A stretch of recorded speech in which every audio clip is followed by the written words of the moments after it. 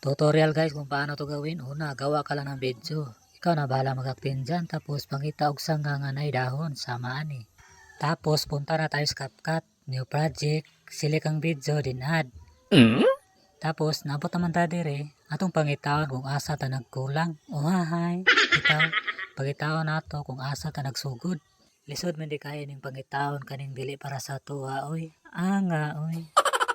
Pasensya na guys, saksak sinagol sa ta dire kay nahirapan ako sa kalisod. Dire guys, dapat taas tag pasensya sa mota sa mga baguhan, di jud dali mag-edit. Ayan, pwede na yan. Pindutin para mag-highlight, split. Yung sunahan, pindutin para mag-highlight, then delete. Tapos, sibog tagamay kay atong pangitaon.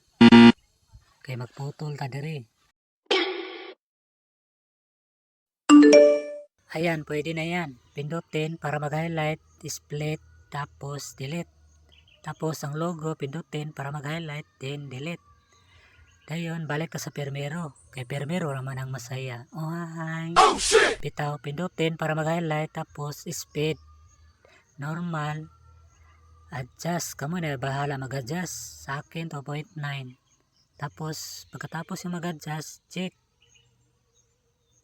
Pag umandiya, balik ka sa taas. I-play sa nato. Woo! O diba, muna ang original.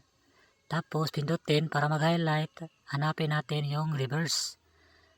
Okay, reverse, saan ka na? Yan, reverse, pindutin mo.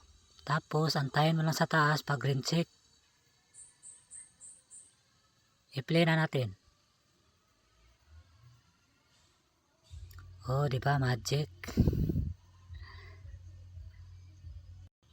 Pwede na yan.